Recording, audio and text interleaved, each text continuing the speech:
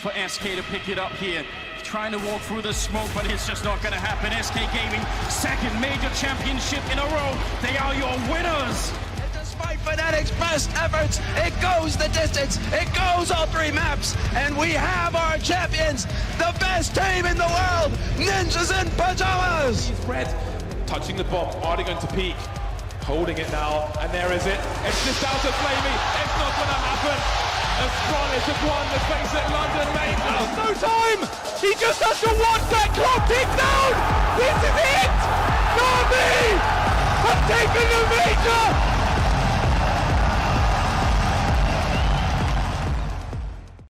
Next, 2015 Fnatic with Flusher, JW, Pronax, Olaf Meister, and Crims. They're going to be taking on the Cloud9 lineup that we actually talked about. The Boston Major winners, the Miracle and Mass, Skadoodle, Stewie 2K, Tarek, Rush, and Automatic. Moses, I'm going to start you on this one.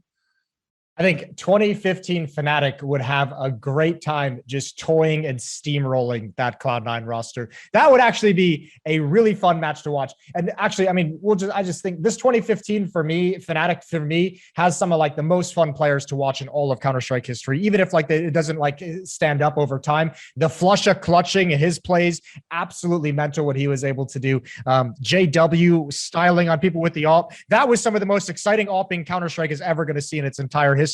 That was the shit. This is also like, I don't know if he was quite at P90 level yet, but he was certainly doing his sawed-off shotgun thing 2015. And also Olaf Meister. Like, I mean, that the original hard carry in all of Counter-Strike, a guy that literally they would say in timeouts, they would just say, Olaf, go get us a kill, and he would deliver it.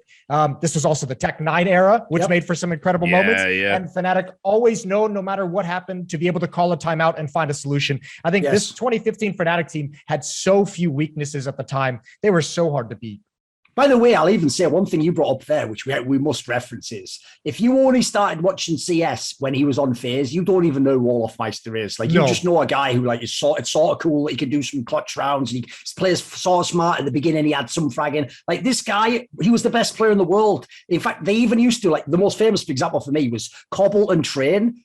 He just literally plays 2 spots every round on T-side. He runs out on the plateau on fucking cobblestone every single time. And on Train, it's called Olaf because he just goes there, past the smoke and the Molotov, and no one could ever stop him. Like, the joke is they weren't even that good on Train. They just had one guy who just was the best. Like, so, you know, my kind of thoughts about this are, I mean, you know, me and Duncan at the time, when we were talking about the Boston Major on By the Numbers, we were like, obviously went with a dark horse. And I don't know where we pulled Cloud9 from, because in retrospect, it's absolutely absurd. But I mean, the reason I felt like instinctually put them on this list is not only is it a miracle run, not only is it an underdog run, it's like one of the maddest things that's ever happened in Counter-Strike, I think, because even with each successive win, you were like, well, they're going to play the final boss of FaZe. So no one, it's all academic. Well done. Great job getting runners up at the major. I think that was even like the angle we went in with some of the fucking analysis, honestly. It just seemed so unlikely.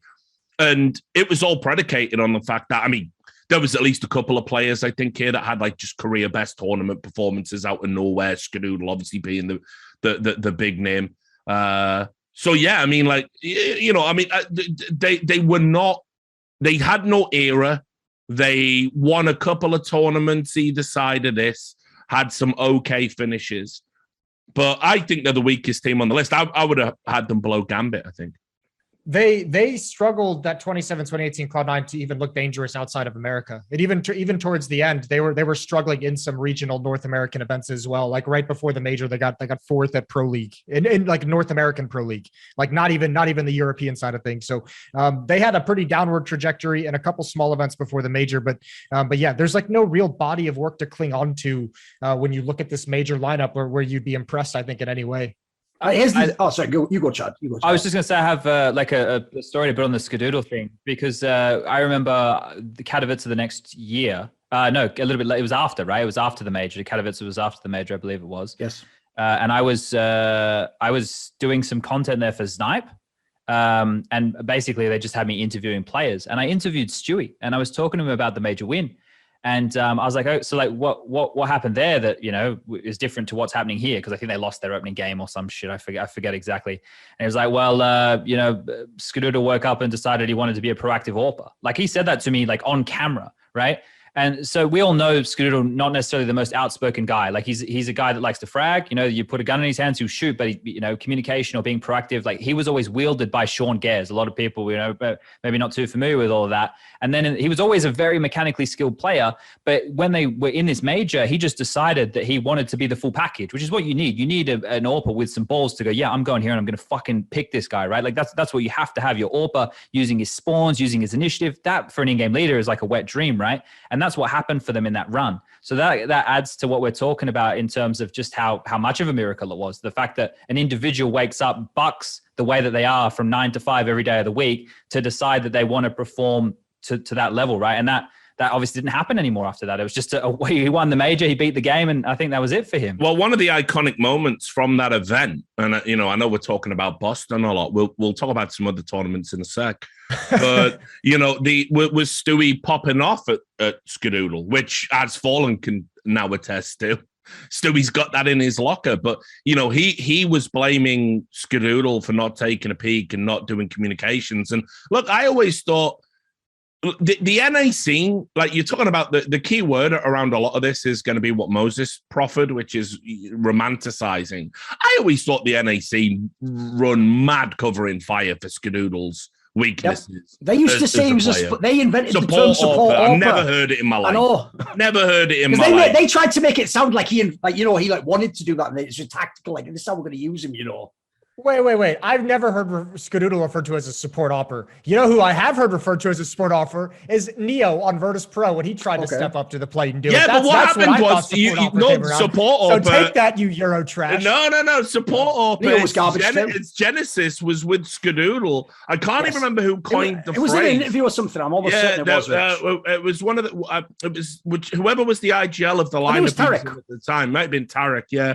To be fair, not necessarily the guy with the best brain for the tactical concepts. You know, no, but then again, the problem with that was it just he won a major as an in-game leader. True. Every fucking AWPer that was in a drop-in form got to say, "Well, I'm playing a supporting role within the team." Yeah. You're the fucking AWPer, dude. You're not playing a supporting role. You are, by definition, you've got to be out. You've got to be out there. So, I mean, I always thought Skadoodle's like ability was like really overplayed for the player he actually is on a team. Now, if you drop him in a pug, he's another one of those NA guys where you don't have to call, you can just run around, you can just pop people's heads off. That's great for Skadoodle. Skadoodle is a quiet guy. He's an unassuming guy. He doesn't have an ego, and unfortunately, he's got the big dick gun, but doesn't have the big dick swagger, and that's a massive problem. You know, this is an era, by the way. When think about the AWPers that were still out there when Skadoodle broke through. You know, you think about Guardian, fucking Kenny S. You know, did these guys ever shirk? Did these guys ever were they ever not passionate? You know, and it's just like, I don't know. I was never really sold on Skadoodle, if I'm being honest with you. He turned up at Boston, but he was a fucking liability at almost every other tournament in this lineup, especially.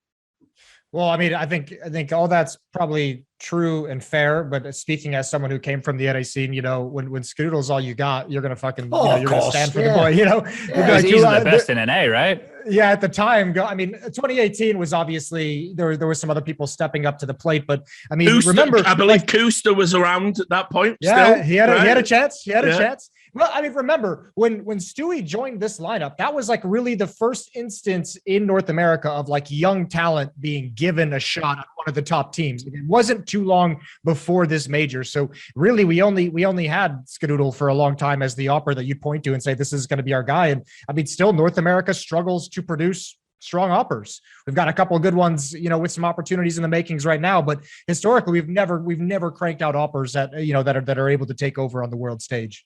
I saved, if you notice, I hung back. I played the sort of, you know, the dossier bait role because I've got a deep locker when it comes to time for the grenade. Cloud9 lineup. But here's the thing. First of all, I'll actually say the part people forget is I agree with Moses, like they could definitely be up and down beforehand, but they actually had like a couple of finishes where they were like a couple of times they were top 4. They had like some tier 2 tournaments that were in the final, maybe even won one, you know. So they were like, the thing with their team is this is why it was so weird when we made the pick for the major, because I think in the rankings they were number 4 or number 5, but it was one of those rare instances where number 4 or number 5 should lose to every team above them and only beats the teams below them. And even more so than that, after this major, with all the confidence of winning the major and all that, they did fucking nothing. Dude, aside from like a CS Summit where they were like second or something, aside from that, no joke, they just bomb a bunch of tournaments, and that's why Stewie 2K left. People always make it sound like he just left the day after the major. He didn't. He did actually give them like 4 or 5 lands, and they essentially just like regressed to the mean like a motherfucker. And they were doing stuff like going to the Katowices and Sydneys of the world and like making it like,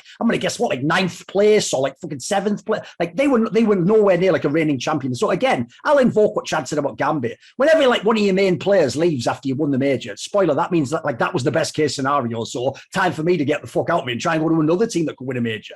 Then I'll do this. The real reason why this team is above Gambit has to be the way that they won the Boston Major in the final, because the context is way better than Gambit's. Gambit's is they win an unexpected overpass and then a really crazy call on train wins them the game, right, against Astralis. The Cloud9 one, when I set it up, I actually think it's one of the most unreal upsets of all time. So first of all, those tournaments I was referring to before the major, they played the exact same lineups, Cloud9 and FaZe Clan, 3 best of 3. Every single time it was 2-0 for FaZe Clan, no matter the maps, and only one time did Cloud9 even crack double-digit rounds. Then you go into this particular final. The maps are all of FaZe's maps. Those were like the 3 best maps of FaZe. It was Mirage, Overpass, and Inferno. They loved all of these maps. They're the ones they were shit stomping everyone at New York and nobody could touch them. Then you add in the Skadoodle factor. Skadoodle went something like plus 22, plus 25. In the final, here's all you need to know. Go look at the event stats. He still ends up like with the 0.6 KPI. Like the final only brings him to his normal average. The rest of the tournament, he wasn't even that. So he just on that day for real woke up and it was like he realized like this match has to win. And then the other detail, no one likes to say it, but I'm going to say it anyway. There was a guy called Nico on the other side who was like if not the best, the second best player in the world. And he just had like an okay performance. He it was his first major final, but even so, it wasn't the Nico you expect. So if you have Skadoodle have like a world's performance and then Nico just averages for like this, I don't think this could ever happen again. And if people don't know, when these lineups played in the coming months, FaZe won every single time. So just to add a bit more context and see if we can make a better case for Cloud9, spoiler, we can't, but let's give it a go. Basically with this lineup, just prior to the Boston Major, they had a runner-up spot in DreamHack Montreal. They lost to North. They had a semi-final spot at ESL 1 New York. They lost to FaZe. They obviously were at the E-League CSGO Premier. They had that pretty close series where, again, they got 3rd to 4th. They took a map off Astralis and lost there. They won DreamHack Open Denver. They won the iBuyPower Masters 2017. And also, while we're on that topic, if you want to know how thin on the ground AWPers were in NA at that time, let me just give you the AWPers from all of these teams. So Kusta was on CLG. So it was so, right. JDM was rocking it still to lounging. Straight lounging. Shazam was in Misfits. Now the best player in the world in Valorant. I don't even care anymore. Cirque had just come through at that NRG lineup. Okay. Yeah. And then Nifty was open on Renegades. So there was no player on Renegades. It was not right. Okay, my bad. So it's actually insane to think that there was a period in North American history where the AWPing was that's not that bad, actually. No, I think that's really poor. Like when it's you consider it's pretty pathetic. Yeah, when you consider the history America has on that gun, especially all of Counterstrike, yeah, of course. Yeah, fuck, man, that's fucking that is a dark period. So yeah, no wonder Skadoodle was. I'll throw this in there though. I'm just going to do this to fuck with y'all. If y'all are going to try and bag on my boy MSL, how could your fucking team be on an all-time great list to be losing the fucking North? Sit the fuck down. Get these nuts out your mouth. I was just going to say. I'm just saying. Which way is it? Is MSL good or isn't he? The second best AWPer on that list, JDM, had the critical flaw in which he could only use the op. Like Yes. he was, that was his problem. His as an rifling opper. was shocking. I remember so looking bad. it up. There was a stat. He had more like P250 kills than like any rifle that I wasn't know. an op. It's like, Like whoa, what? even when we have someone who's actually good with the opper, he's got to be shit with that's a cursed know. monkey paw right there. Yes, like exactly. yeah, you will be a great opper, but everything else is going to be a disaster. Exactly. Well, the other hard part when you say like, can we actually build a case for this Cloud9 lineup? The other problem with it too is all the context we have now of where that team was like on the verge of just like blowing up, even going into that major, was kind of understood that those roster changes would be coming quickly, and the major extended that life and allowed people to feel motivated to stick around a little bit longer to ensure a peaceful transition. Stewie had essentially issued an ultimatum or something where it was like it was going to be him or Scar, and then Something like that, yeah. I believe that was the story, that he didn't want to play anymore on the lineup, and he said like it's got to be one of us. And they had said, okay, we'll stick with you, Stewie. And then my understanding was that after the major, they were like, no. Like, look, it can work. Yeah. And then I think by February, the team was fucking. If people don't know, especially back then, he's actually changed, interestingly enough, as you've seen some of the moves in League of Legends and CSGO the last few years. Back then, Jack Etienne, the owner of Cloud9, who's always essentially been like the general manager, he's also like the guy who makes the choice because it's his team, right? Basically, his philosophy back then was he was more sort of like, it's about making like a nice atmosphere. You've got to be fair to people. It's the human element of it. And what would happen is he's one of the rare owners who, whereas the owner normally just exploits the human element to get you to sign and then goes, just business, bro, when they cut you. He was the opposite. He actually was the guy where it was like, if he likes you and if you've just won him a major, he'd be like, we've got to give Skadoodle more time. Or, like, come on, Stu, you're like, let's see if it can work, bro. And like, so I actually think back then, that factor basically is why they didn't get to continue on. I think if they actually could have cut him and brought in another good player, that team probably keeps going and would be a pretty good team, I think.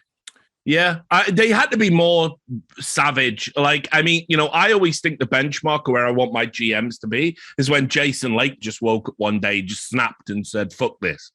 I love that tweet so much, mate. I know. That to me is like, that's the level you got to operate on if you're serious, right? I mean, and Jack, again, I'm obviously mega biased against Skadoodle. I always have been critical of him.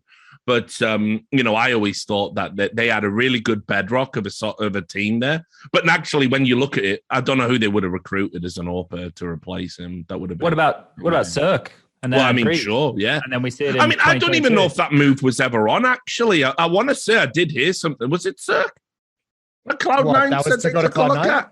No. I don't know, but probably not back then. There's no way, because Daps pulled him out of obscurity. Like that was Daps but I remember report, Daps telling me in a show we did together way back when.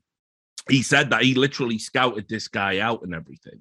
But I'm pretty sure, again, this might just be, I might have mind fucked myself, but it's time travel land. So what is real and what isn't? I'm sure I heard at the time that there was like Cloud9 were definitely sniffing around once the Skadoodle replacement was on. I would say this as well. To me, that's also a squad where you can actually just do the open by committee. Like, Stewie did it. Tarek obviously has done it in his career. Later, Automatic in his career would do it. Like, in theory, you could also, I think, depending on the maps of the seat, you could probably get away with it in that squad. Yeah, it's true. It's not the same as having a dominant AWPer, but it was like, people forget, that was a pretty skilled team, minus Skadoodle.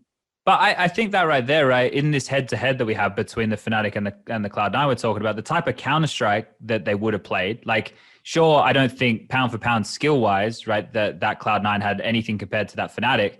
But in terms of the type of Counterstrike, I think it'd be a good matchup, right? Yeah, they probably wouldn't hate that because, like, we're talking about dominant AWPer. Well, JW wasn't the type of AWPer that we all know Device to be, right? He was the type of AWPer who'd run around. And I think one of the things with that Fnatic roster was they were happy for JW. JW was doing that, like, for people to probably give a modern example, like Art, right? Like, would go in aggressive with an AWP, and if he would get an opener but get traded, it didn't matter because the team would play around, right? Or the space that he would make, the team would be, that Fnatic roster would be so good at the mid-rounding, but it wasn't like a strong AWPing force. So with what you're saying there, Duncan, about if Tarek does it, if Stewie does it, like with this team, they had that scrim element about them, which I think makes you, when you go up against a Fnatic that was, we're talking 2015 Counter-Strike here, a bit more loosey-goosey, right? The thing that was their key strength of the Fnatic of 2015 was the individuals, plus that's where Pronax came in, mid-rounding, right? He would just dance those pieces around. Okay, I know if I send Olaf here, he's going to get one. That means that if I send Flusher here,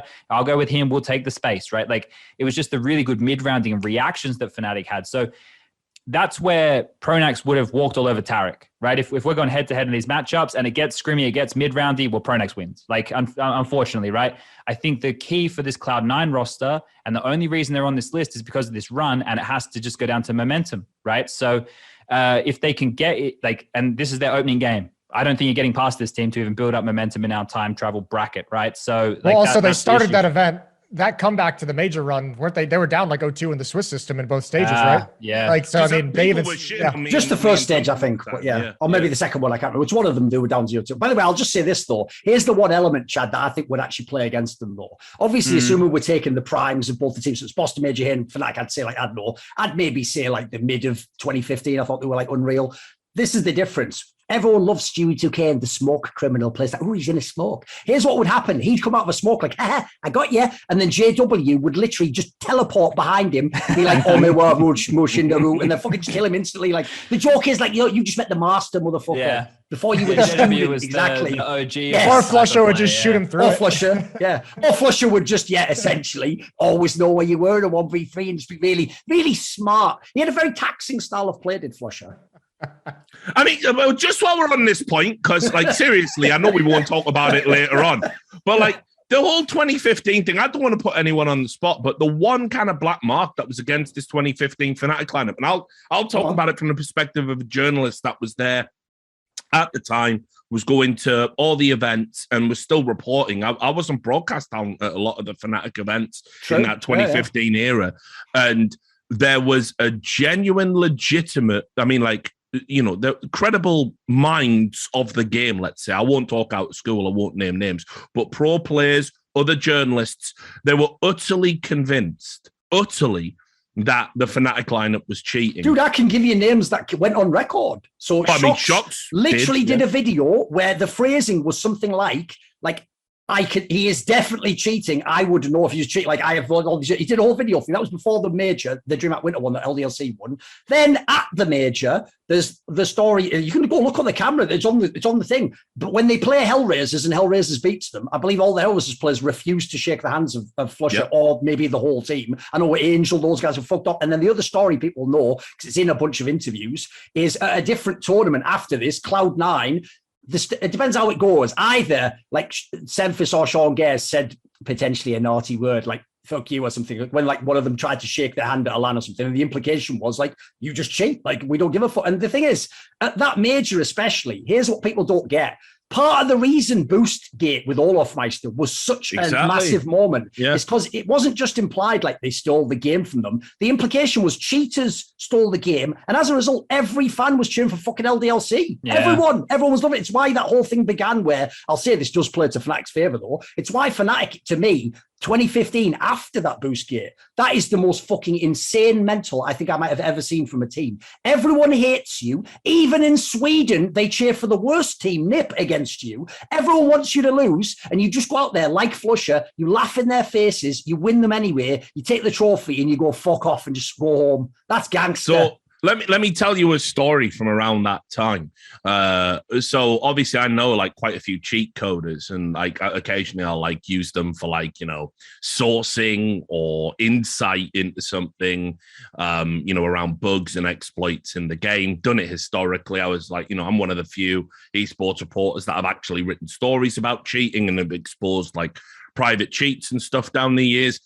So I know a few, and one reached out to me out of the blue and basically said, and this was at the time, 2015 Fnatic was popping off.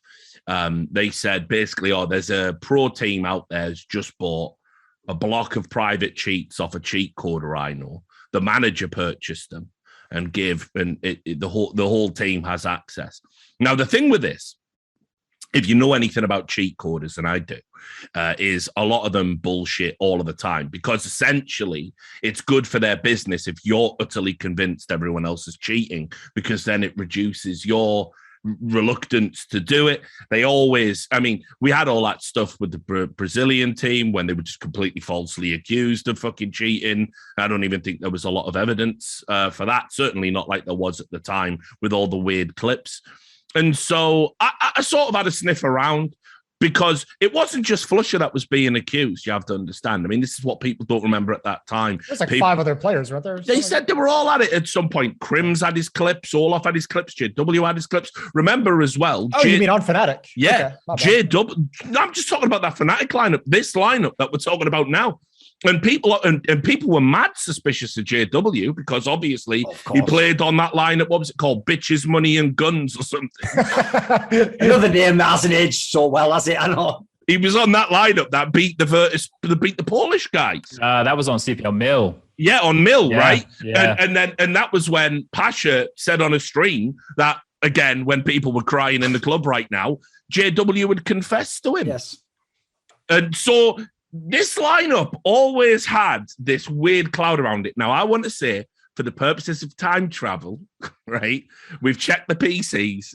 No one's cheating. We brought modern anti-cheat technology. First thing I'm doing with the time machine ain't doing this LAN. I'm going back to just before this major, and I'm sneaking in when Flusher's mouse is fucking in that box. And all I'm saying is I'm replacing it. No, you know what? He didn't play that well after that game, did he? But I want to, because I know Duncan's views on it, because we've always I've told Flusher to his face, look, no offense, but I do think you cheated. And he essentially just sort of laughed like, and then just kept going on. Like, so I even think in a way, he's sort of cool with it for a cheater.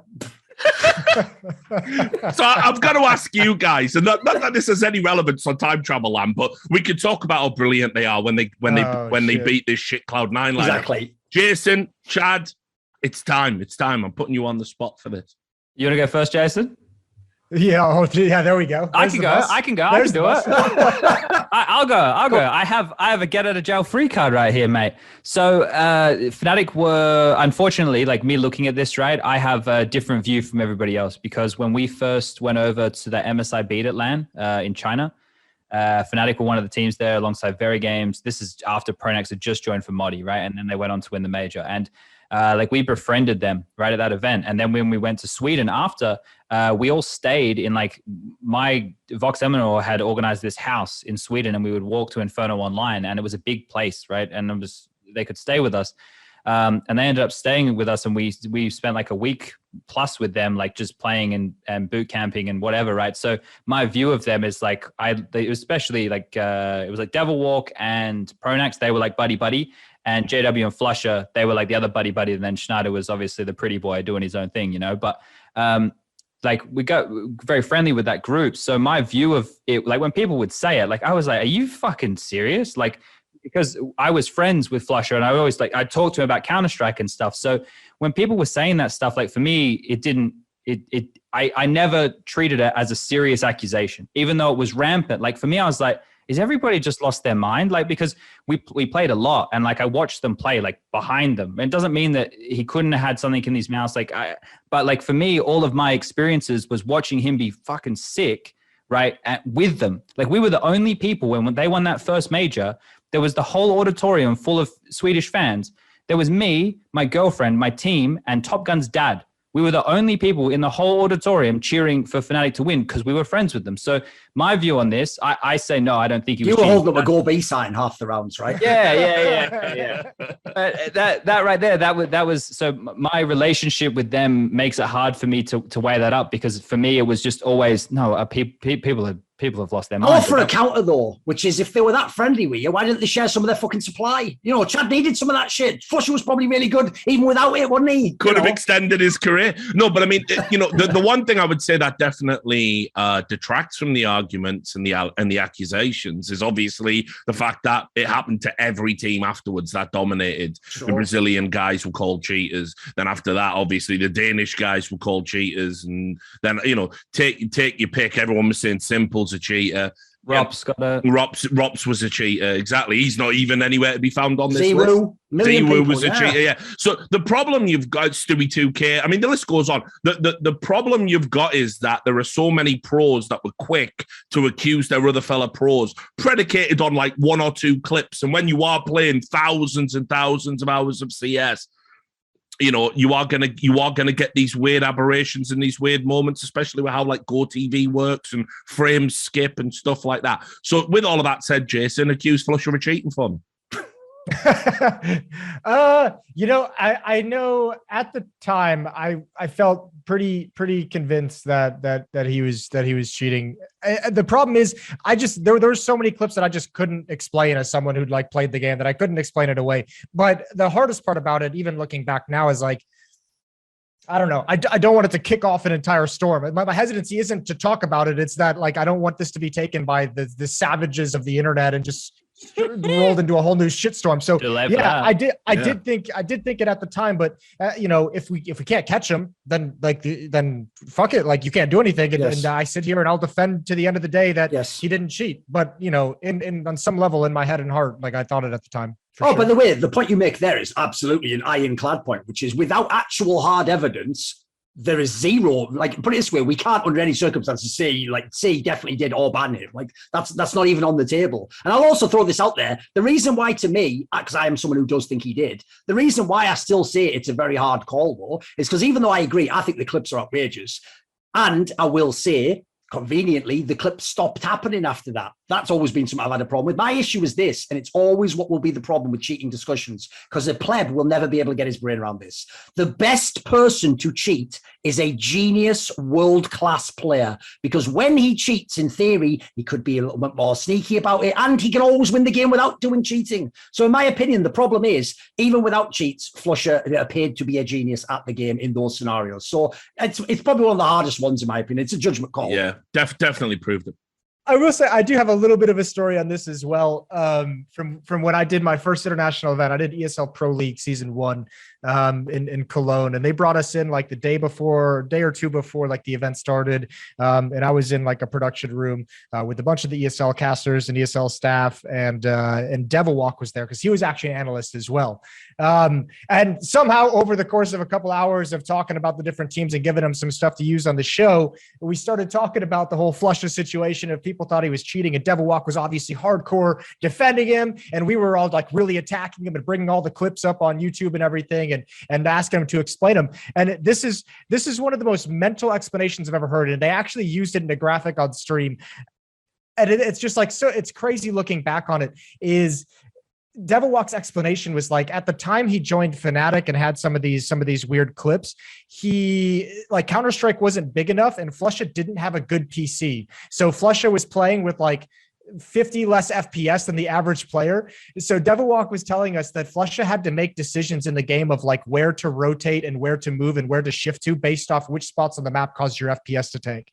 So that's why he's always said that Flusher takes like odd routes around the map. It's creative. It's creative. It's an angle I've never heard before. I'll give you that. I've never heard that one before. I remember like in those years thinking like between that explanation. I can't handle it. As if he's done like some My Cousin Vinny, like, well, actually the Bueller from 1987 Skylight did have a thing on there. Like, what are you talking about? What a mad defense that is. What a genius defense. Think about, wasn't it the actual Fnatic organization too that tried to say Flusher just like lifts his mouse a lot, which is why his crosshair always sticks?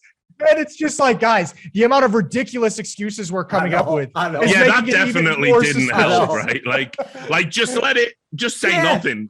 Like, shit happens. It was a better excuse than any of that. So look, talking of shit, let's get back to who wins against this Cloud9 lineup. It's 2015 Fnatic for me, easily. Yeah. All right. Okay, good. Another unanimous one. Cloud9. You won the Boston Major, but you will not be winning Travel LAN. Now, guys, this is a juicy one because we talked in the intro, or it might even be a separate episode, the way I'm going to chop these up. So last episode, maybe, whatever. We recorded them all at the same time. That's why we're wearing the same clothes. We're not just scruffy cunts. So you have Streak NIP. I mean, we call it Streak NIP, as Duncan pointed out. It's not just the streak, it's a bit beyond that. But the lineup with Freiburg, Forest, Fiflaren, Exist, and Get Right. And they are going to be taking on 2015 NIP, which is when Arlu came in and replaced Fiflaren in that lineup. And I'm just going to put this on the table. Arlu is a better player than Robin. Oh yeah. Oh, even Robin would like. Yeah, Robin would say that too. Would say that for sure. Yeah. You would maybe argue that, I have intangibles, right? Like Oh, and he definitely did. He definitely did, by the way. Player for player. I mean, remember, they're both even up as like far and away Alu, of course. Yeah. I feel like Fifi got a lot of shit. Like he got a lot of shit. Like Tommy, when Tommy was like a rabid dog. Like the amount of tweets that Tommy made about Fifi. Am I remembering this right? Yeah, was it true. Tommy? It was mental. It was a time before Elon Musk. So yeah. Yeah, it was true. Think about Elon Musk, except Viv Laren. Do you want an anecdote along those lines, Chad? Yeah, sure. Right, because first of all, I'll set up the context before the lulz come in. Basically, it's because Lurpus is the GM that Richard wants. Lurpus is the GM that might even make an upgrade when you're winning the event because he thinks in the future this just won't work long term and other teams will adapt. So his logic was even when they were winning, Fifth Laren has to go. Eventually, they have to have a real AWP. But now here's what he did when they won the Cologne Major. He did a tweet and it just said something like, "Congratulations, get right, Forest, Freiburg exist." Yeah. Oh my fucking God. And I will say one thing though. I will add one detail in. Shit, one I detail forgot before about you that. all big up your literal friend in real life, Fifth Laren. It's also my friend. I don't know why I'm saying it like that.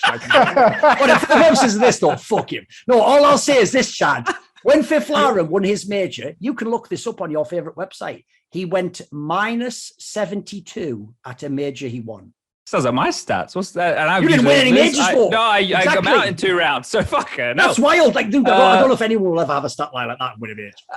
Yeah, so I think here, right, like the what Robin brought to the team is probably I would say early, right? Because Exist transitioned into doing the in-game lead. They had the back and forth with in-game leading stuff, right? That's true. Robin, a lot of times it wasn't even public, back. apparently, from this interview I did with Exist. They said like sometimes they would swap, and it definitely wasn't just Exist doing it. No. Yeah, and Robin like was in the crossfires a lot for the in-game leading stuff as well as the AWPing stuff, right? Like if you compare Fifi to Alu in terms of AWPing, like it's not even close. Like we were joking before. Well, we weren't joking before. We were talking about support AWPer. Like that's what Fifi was. Like you consider that at that time you had Kenny S, right? Like you had the wild man of Kenny S on the AWP, and then you had Fifi. You can't even compare like the level of impact there. The thing that bailed this team out, and we were talked about it before, was just the raw ability and then the nerdy side. So what Fifi did for this 2013 version of the team was kind of get them up to speed on nade usage, right? Like because in source, a lot of people probably don't know this, but the way that you'd use nades was much more akin to the way you'd use them in CSGO, right? We didn't have Molotovs, but you had like a lot of geeky one-way smokes and like placement was quite important. Whereas in 1.6, it was still important, but like sometimes you'd have to layer multiple smokes over each other to cross areas, like because of the 32-bit. And then we got to the end of the game and people were like looking under the smokes. I don't even know how the fuck that was allowed. Luce was actually one of the pioneers of that. Yeah, where you put it's because the monitor, if you remember on a TFT monitor, somehow if you put it to the top part, I guess the lighting on the graphics, you could sort of slightly see through it if you put your head down and looked up a little bit, some mad way, right? Yeah, there was all that cheese, right? So like the way to approach the game in that way was much better from like a source perspective, I'd say. And I think like I remember Fallen back in the day, right, saying that he thought that source was more tactical because like the nade usage and everything like that, right? The difference in the skybox, the way the nades could land and stuff. 1.6 fans took that well and proceeded to shit on. I was going to say, that's a dangerous thing to come out and say. A guy that had like been completely like loyal to the game. He just gave an opinion. One he's totally entitled to have. That I remember. And they were people who hadn't played Source. Yes, That's obviously. the joke. That's the punchline, isn't it? Yeah. I think where I'm going with this thing about NIP is the fact that like they were the ones defining. You had Existence on one side of the fence trying to do things by the Source playbook that was very like very execute heavy out of spawn.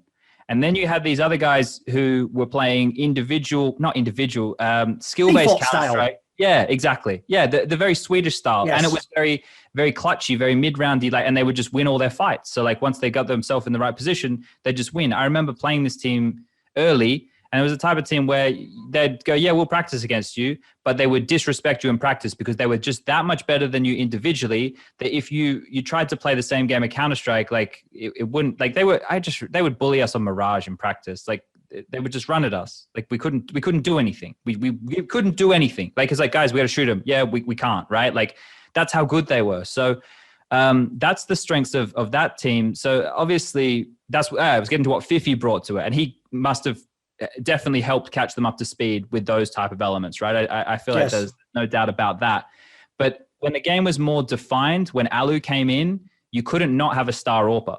Like, you're not winning without a star AWPer, right? So the skill side of things stayed with GetRight and Forest up until that point, right? It was only after that point that it started to wane for GetRight a bit, and he had to go through that transition where he was, they even had him entry fragging for a little while, right? So this version of NIP, like the resume, definitely much better for the 2013 version, whereas I think, I don't know, is there enough gap in the time there? Like, I don't know. Well, what you got to remember as well is before Arlu was fully bedded in, I don't know how many tournaments they played with him, but Makalela was in for a bit. 3 or 4, yeah. Yeah, and I think they went to, at the end of 2014, that DreamHack Winter, where they were runners-up. That was Makalela, right? Yep. So, for me, I guess the question comes down to, in retrospect, how much did Arlu actually add to the lineup? Because, look, I'll agree with certain premises. So, first of all, I'll agree with the fact that Arlu's a better player than Fiflar, just on an individual skill basis.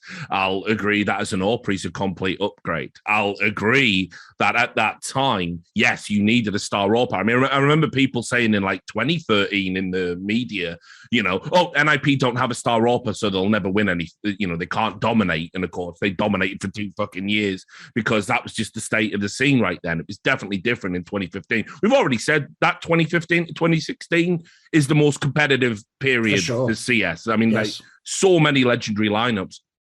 But ultimately, for me, I do feel that this lineup with Arlu in 2015, I think they should have won more. They should have done better. There's so many runners-up events that they had, and they were living in the shadow of Fnatic, I think Envy as well. TSM Pro. Yeah, this was a monster year. Yeah. So it's like they're a stronger team than the Streak team, but the Streak team got shit done with a weaker lineup. So no, but that's the thing. Like, I think if you look person to person, 50 Alu, I agree, better. But like, that team with Alu in it, for whatever reason, didn't ever achieve like how good they should have been. Remember, even before this NIP roster, Alu was in mouse sports, and Alu was lighting it the fuck up on mouse sports. And that was one of the things where he was one of the good hard carries as well before joining this NIP roster. And I agree. I just don't think they achieved as well as they should have. I remember specifically DreamHack Cluj to Poca was an event that I thought was very disappointing, and they even went out, I think, in the semifinals, or was it the quarterfinals of that event, but still felt like I thought they probably should have at least looked better at that event. Just like I remember emotionally, and like I test at the time, I felt like this NIP squad wasn't as impactful as they should have been on paper. Yeah, here's the thing. I'll do both sides of this one because it's actually one we're contending is close.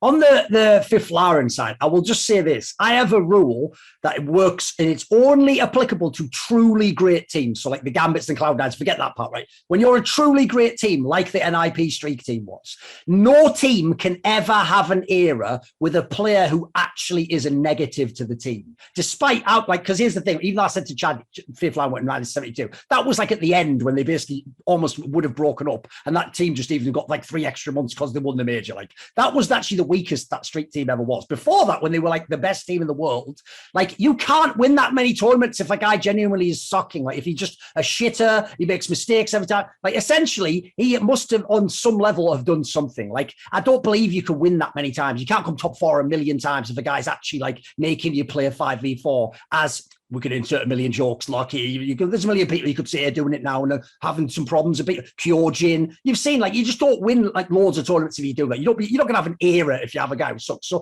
Fiflaren brought something, and I imagine a lot of it was intangibles or late night sessions with a demo or some things we'll never know. And I'll also add in this on the other side though. First, I'll actually big up the 2015 NIP because, first of all, they were like a couple of rounds from winning that major at Katowice against Fnatic. That could have happened for real. And then you also did have the fact that, look, as much as this is bullshit when people say it, I believe it. I was told one of the reasons why they used to get so triggered in that era, when I would always pick the names we said, I would always pick Envy to beat them, TSM to beat them, because they said, you don't know, in scrims we were fucking insane. Like, we would literally just body everyone for 2 months and then go to the LAN like, this major's ours. And then they would just just wouldn't win somehow. So the bizarre thing is, on one sense, if you take the Fiflara equation, people aren't actually sure how did Nip win all those tournaments? It almost doesn't make sense. On the other side, the logic they would tell you is, how didn't we win with the 2015 one? But I'll just say this is my last point. The reason I have to go with the streak team is because even though I agree with Chad, certainly Get Right and Forrest are still very good players. Like Get Right at the beginning of CSGO was just like unbeatable. He was like, if you think about the all-round game Coldzera had, but if Coldzera had like the fragging of Simple, it's like, that's what it was like. The guy would just like fuck around and drop like a 1.4 rating on your ass in the finals. Like the problem is when you have that sort of player, like it's very hard to beat that squad, as history showed. Yeah, and I'll also add, obviously, in 2012, coming out of 2012, Freiburg was like probably ahead of Forrest and Get Right overall in terms of like contribution. And then obviously those guys got to grips with the game and the rest is history. I'll tell you what is a weird anomaly about this 2015 lineup.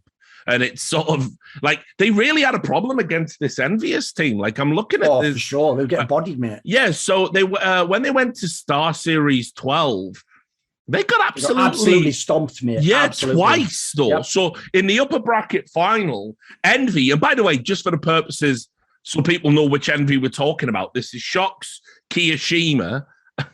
It wasn't time crazy, right? Back. NBK, Smiths, and Happy, right? And they got, so in the upper bracket final at that event, there was a 16-9, 16-1. Envy 2-0'd them. Then Nip in the lower bracket beat TSM, got to run it back against Envy, 16-9, 16-2. So it's like they just had, I don't know. I always thought the Arlu version of Nip was very underwhelming. I remember at the time making the point that you never saw the mouse sport. I don't think you ever truly saw, maybe outside of one or two tournaments, but certainly not consistently. You never saw the mouse sports Arlu play in this Nip lineup. And I always wondered, because I remember when you did the reflections with them, I always wondered if there was a little bit of like, they reluctantly replaced Fiflaren, and then internally they never really vibed with Arlu that much. And they had to speak in English because he was on the team, of course. So that's a different factor. I'll even say it. Let's also remember the legendary thing about the 4-man that you're replacing here, Fiflaren for Arlu, is actually props to Alu for even doing anything, because famously that was the team that was the Poison Chalice was the 5th spot. Oh, and it was implied you don't ever come in and take Get Right Forest spots. Like they have all their positions and what they're doing. You just have to take whatever's left. You have to hope, say, an exist gives you something. Otherwise, guess what? You might be in the seat Pit was, where you just play for a while, you get the blame, and then you're out the door. So I'll say, like, to be fair, and they also were a way more dysfunctional team if we're talking about that. But the one in 2014, the joke is, people don't know this, it's not a joke. Fiflaren never retired. He was fired and none of them wanted it to happen. They did it. They literally just took him in a hotel room to my reflections of Peter, and they just tell him, by the way, after this tournament, basically, Fiflaren's fired. Like, that's it. Like, the management did it. So actually, I'll say the NIP players would actually have kept that lineup running. They never would have been in this lineup, funnily enough. Yeah. I think, like, we're looking at the head-to-head here with what we're talking about, right? If we're looking at the matchup itself with all these things, the two keys here is Alu better AWPer than Fifi, right? So if these two teams were playing each other, then the AWP would be covered, right? But then the question is, does the star power of the Get Right Forest duo, well, and Freiburg as well in the early days, outweigh? Because let's say they have to diminish, right? For those three at that, yeah, they're definitely on the downward slide of the hill, right? So they're all going to have diminished a little bit, right? But how much did Alu bring, right? And then we're obviously saying here that they didn't win a lot. We're saying that, so if his impact isn't like a star carry impact for the team, right, which it wasn't, then yeah, you feel like it has to be the streak version of the team, right? Just they were a better team. Right, whether or not they were better individuals, they were a better team. So that's the thing I'm having a hard time trying to split with this one here, because when you look at it, the time period doesn't feel that far away, but the game came a long way in that amount of time. Not only just, I mean, in terms of the way that players were playing the game and the amount of players and the amount of competition, but the game itself like had some pretty substantial updates. I'll give you a quick angle, Chad. Technically, the team that played, obviously they did play until Cologne and won that major, but a lot of the streak era was when we had like 5 or 6 map pool. True. So like this is the 2015 ones when you have overpass, you have cobble. Yep. Now you have you have to have the full map pool. No one in the world has 6, 7 map. You know, like technically you are playing a different type of Counterstrike too. Yeah, there's a lot of factors like that. Like this very, very early day one, because I'm sure there's still a couple of people out there watching who remember what it was like when we first had CSGO, right? Like it came a long way very quickly.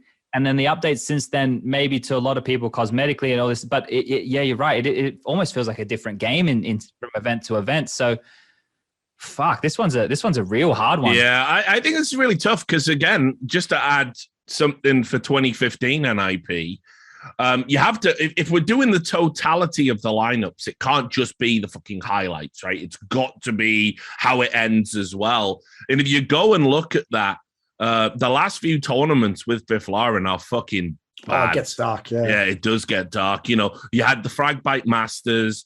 You know, they lost to Fnatic there. They lost to Dignitas there. They lost to, that was in Face It, sorry. The Face It League before that, they lost to Hellraisers, LDLC, Fnatic, Dignitas. It's all losses. Their last event with Biflarin was ESWC 2014. You know, they lost to a team called Platinum. What an event to end it on. Yeah, well, yeah, fuck me.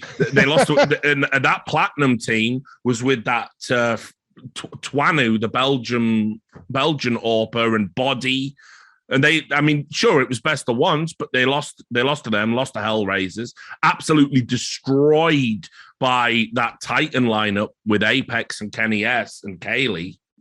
Say no more. We've already done the whole Flusher thing, guys. Yeah. Again, Let's run it back. So, I mean, listen, at the end, they were fucking bad. I mean, that's just the reality. They were a shadow of themselves. Yeah, it gets like when you're comparing the matchup, right? When you're comparing the and you're looking at if it was a head to head, I'm envisioning peaks, right? And when I'm envisioning peaks, and so we can almost take the map pool conversation out of it, I guess. I know that they didn't have the 7 map pool back there with the 2013 version, but the 2015 version probably playing a very similar map pool, right? Like I know that they obviously had Cobble that was a good map for them early on there, but yeah, look, I would just counter Richard's thing there, though. I will just remind everyone. Yeah, it's true. At the end, they lost all these games. They won 87 maps in a row. Yeah. Is that, I don't know. If I'm doing it in Anubis, I'm feeling like it's, the 87s fucking weigh me down a bit more than losing to Platinum in a best of one, with fucking Body. They can't. Classic Anubis. All right, guy. I don't know why I've called him. I can't just whatever. It's it is the weirdest thing because I feel like I want to make a case for this 2015 team to be better. Like, remember that core of like NIP players, of the 4 people outside of Alu, outside of like 50 and everything like that, they continued being a pretty dangerous team well into 2016. Like that core was actually a pretty dangerous lineup with multiple different people into it. So you could almost say, just eliminate 50, eliminate Michael Ailey, eliminate Alu, do these 4 people from these eras against each other. I don't know. I want to make a case for 2015, but something just doesn't feel right doing it. I almost think like Duncan might have blown your load a little bit too early in the pre-show portion of this with your rant on the 87-0 NIP. But there's a lot of obviously great points you made in that they have so many fucking trophies over that time period. I find it so hard to pick against the 2013 Magic NIP version, even though my brain tells me 2015 teams should be better, but I don't know how to consolidate everything in my head. This is why I asked before, are we doing the thing of because you were before you worst? Because if everyone doesn't know, almost every single sport in history, in the NHL, like the Montreal Canadiens won like 1 billion fucking Stanley Cups. Obviously in the NFL, you had all the fucking Green Bay Packers, you had all the fucking Steelers. You have all these teams that historically are just so incredibly dominant. So the problem is, let's be real. If we're making a list where let's be like that, cards on the table. If the TSM team that didn't make the list played Cloud9 or Gambit, they beat them. So if we're doing it on that level, surely it's about accomplishments, this list. That's why Cloud9 and Gambit are on it. So the problem I have is you can certainly argue the case. I think it's fair to argue the case, but at the end, the list is almost predicated on accomplishments are sort of king to some degree.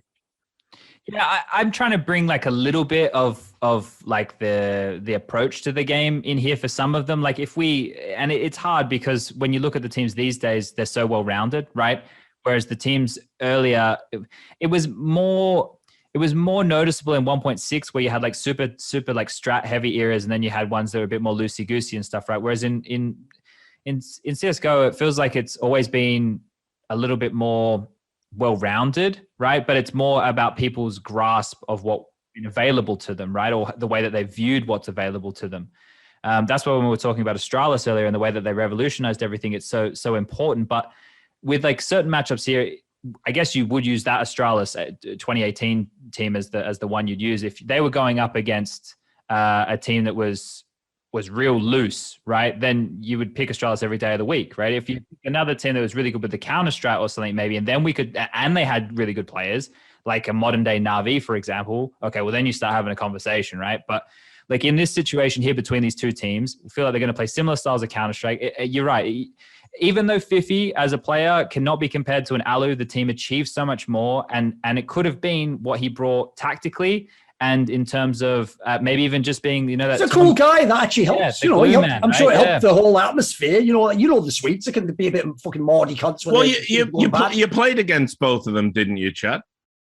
I'm trying to. I think I got fisted by the Alu one. Yeah, the Alu one. I think they had Natsu coaching at that point, and they owned us on Inferno. I just did an interview after we beat Titan, and I was like, yeah, we really struggle if teams like disrespect us and push us. And Natu was watching the interview, and then on Inferno, always had that media game down, didn't Why you? would you say that? That's like fucking first day in prison. You're like, boy, I sure hope I don't drop the soap around here. I hate you on my ass. Like, no, I had the only game of my career internationally where like I actually fucking did something. So, I was probably hot up with fucking endorphins. I was ready. I felt like we just won the major. You're like, finally, I've got my settings right. I've got the sensitivity. I've got the mouse. This is it. It's Chad's time, baby. Oh dear! It didn't immediately get worse from there, but it didn't get better. I think the 2013 version as well at the time was scary, whereas the 2015 version with the other teams around them as well probably weren't considered scary. Like they were definitely a very, very good team, but they weren't feared by everybody else around them. There was plenty of other teams to be scared of at that time. I've been. Well, it wasn't that I wasn't convinced. I didn't have a way either way here, but I think I'm going to be leaning towards that 2013 version. I've been sold. I think also if you look at the 2015 one, like some of their like big events for that era, like the placings aren't great. Like that ESWC 2015, which was a big event at the time, 5th to 8th. Cologne 2015, they were quarterfinalists as well. ESL ESEA Dubai Invitational 3rd 4th, that was behind VP and TSM.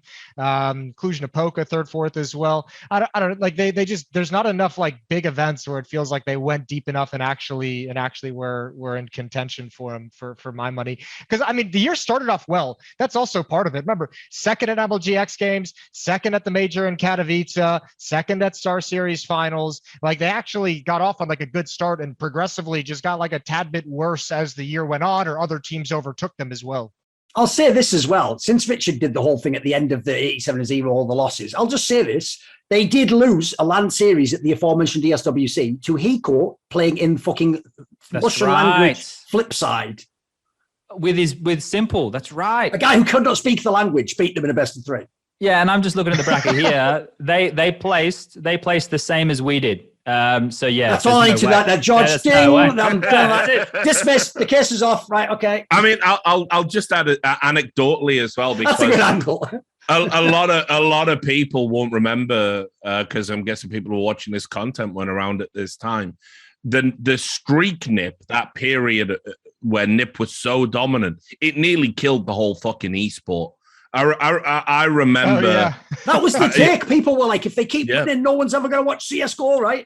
You have to understand when a team is that dominant that other team owners are saying there is no point in us picking up a team and supporting this game because we just can't beat them. Dude, I heard that like so many times. And I was like, mate, it's not going to last forever. Get the fuck in there. Find the guys that can beat these guys. It won't last forever. Now, obviously, of course, it lasted 2 years. That is forever in esports terms.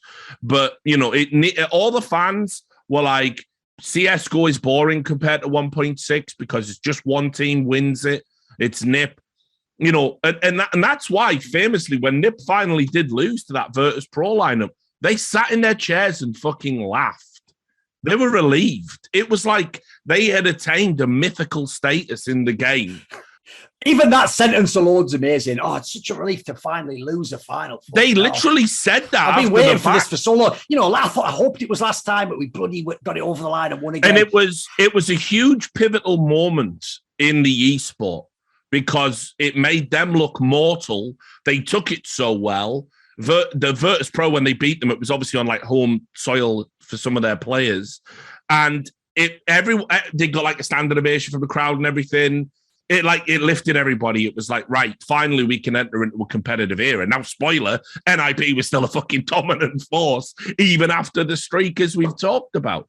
So, I mean, for me, they're one of the greatest esports teams of all time, not just like CSGO. And I'm like Duncan, I don't like to do that whack thing where it's like, yeah, with sports technology, obviously, boxers these days will just go back and smash, legends in, from the 1950s and 1920s and stuff like that. You have to look at records. You have to think about context.